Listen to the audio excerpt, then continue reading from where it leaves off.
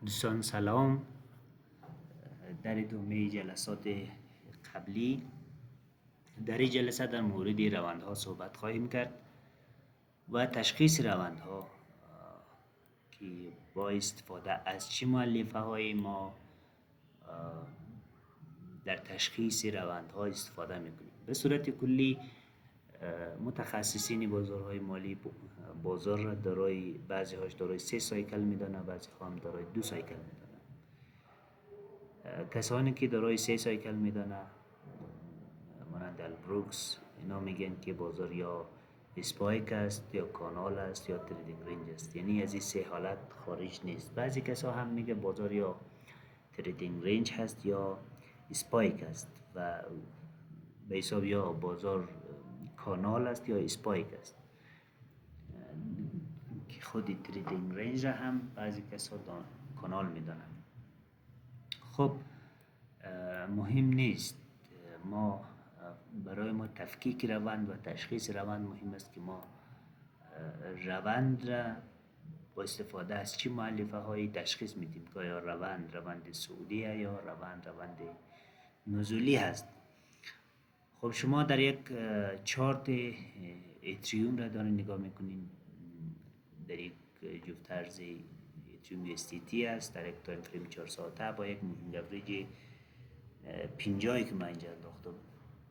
خب ببینین دوستان عزیز، شما در این قسمت اگر من از شما پرسان کنم که شما در این قسمت چی چیزی را میبینین، چی را نگاه میکنین، شما میبینین که در این قسمت شما یک رنج یا یک تریدینگ رنج را نگاه میکنین.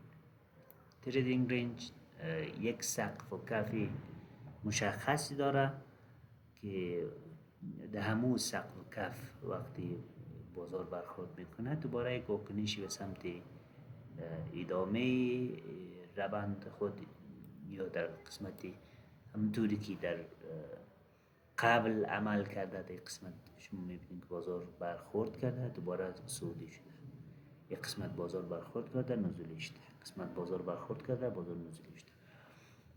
بنابراین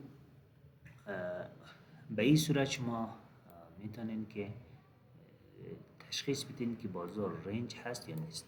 خب شما در این قسمت در یک تایم فریم 4 ساعته اگر نگاه کنین شما میبینین که در یک قسمت رنج است بازار، در یک سقف کف زده بازار، شما ببینین سقف کف سقف کف سقف کف، بازار مشخصا در یک سقف کف عمل کرده. اما در این قسمت شما وقتی میبینین در تایم فریم 4 ساعته شما اگر کندل ها رو محاسبه کنین یا حساب کنین 1 2 3 4 5 6 7 8 تا کندل پشت سر هم مثبت بسته شده. این بازار را یا این روند را یا این ترند را اسپایک میگن، قسمت را اسپایک میگن. شما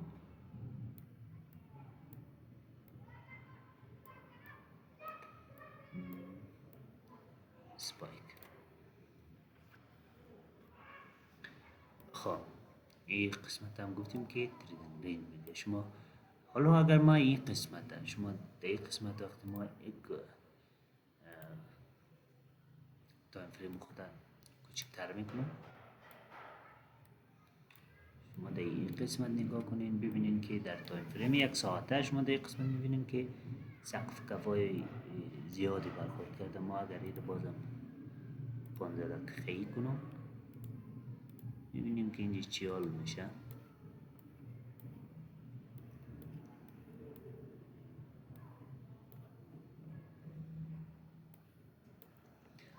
یعنی در این قسمت شما میبینین خب اینجا میبینیم که یک کانال است، ببینین یک کانال است، این یک کانال است. اما در داخل از تریدینگ رنج، در داخل تریدینگ رنج کلی ما کانال داریم، اسپایک مثل از این اسپایک داریم و تریدینگ رنج داریم. این قسمت شما میبینید که بازار تریدینگ رنج است، قسمت بازار تریدینگ رنج است. ما وارد در تایم فریم بالاتر اگر نگاه کنیم، روند را اگر نگاه کنیم میبینیم که روند به صورت کلی اگر از دورنمای بالاتر نگاه کنیم میبینیم که بازار رنج است. بازار رنج است. خواهی تحلیل هایی که من اینجا انجام دادم شما در این قسمت ببینین.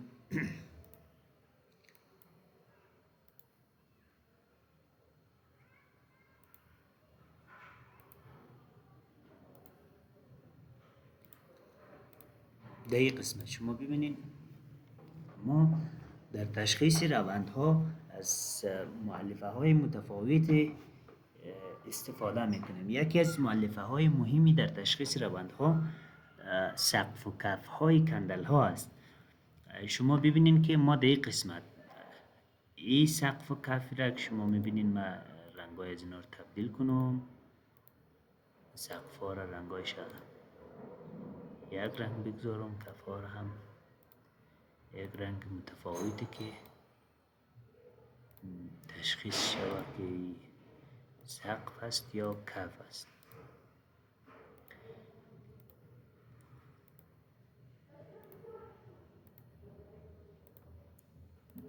خب این دایره هایی که ما قسمت ها کشتیم شما ببینین ما پیش خود تحلیل کردیم قبلا که بازار عوض شده یا روند بازار عوض شده. چرا؟ به دلیل از اینکه بازار داره سقف و کف پایین تر میزنه و از طرفی ترند لاین ما را که در تایم فریم یک ساعته ما ترسیم کردم ترند لاین ما شکسته شده و از طرف دیگر مؤلفه سوم مووینگ اوریج است. مووینگ اوریج 50 ما شکسته شده. این سه مؤلفه از مؤلفات یا از مؤلفه های مهم تشخیص بازار هست. شما از این سه طریق میتونید به سادگی و بسیار با شفافیت شما روند را تشخیص بدین که حتی در بازار در یک تریدینگ رنج 4 ساعته شما میتونین که تریدهای خیلی خوبی را بگیرید. خب شما ببینین در این قسمت این سقف از این پایین تر است، این از این پایین تر است، این از این پایین تر است، این از این پایین تر است، این هم از این پایین تر است، این از این پایین تر است. شما ببینین و همچنان کف هایشان هم داریم که ما ببینید ما یک شماره گذاری هم کردم 1 2 3 4 5 6 کف سقف که اینجا زده.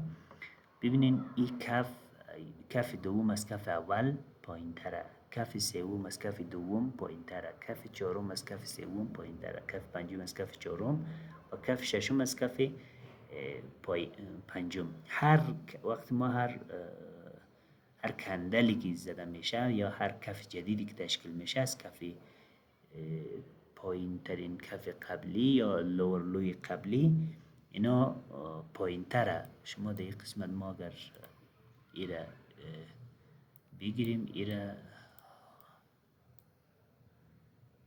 من دیلیت بکنم.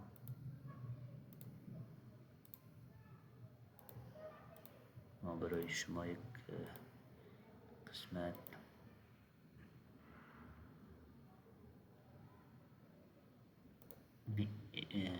از اینا استفاده میکنم که قسمت یک HH میگه و این قسمت هم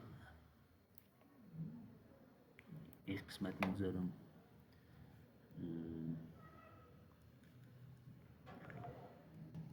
LL میگه.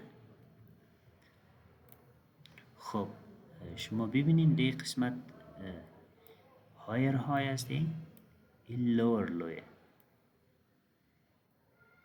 اینی گزینه بعدی زیرا این میگه هایر لو HL، این میگه لور لو LL. هایر لو لور لو و در این قسمت هایر های لور های قسمت شما ببینید در این قسمت این هایر های است نسبت به بعضی هایر های لور های ای لور های است، لور های است lower highest lower highest. به این صورت ما سقف کف پایین تر وقتی بازار سقف کف پایین میزنه یا سقف کف بالا میزنه ما بعد ما مشخص میشه که بازار ترند بازار عوض شده.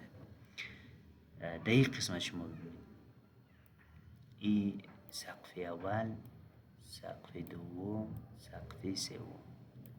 بازار اینجا یک اصلاح میکنه، پس دوباره به سمت بالا شما میبینید که ادامه پیدا میکنه. این قسمت این لورهای زده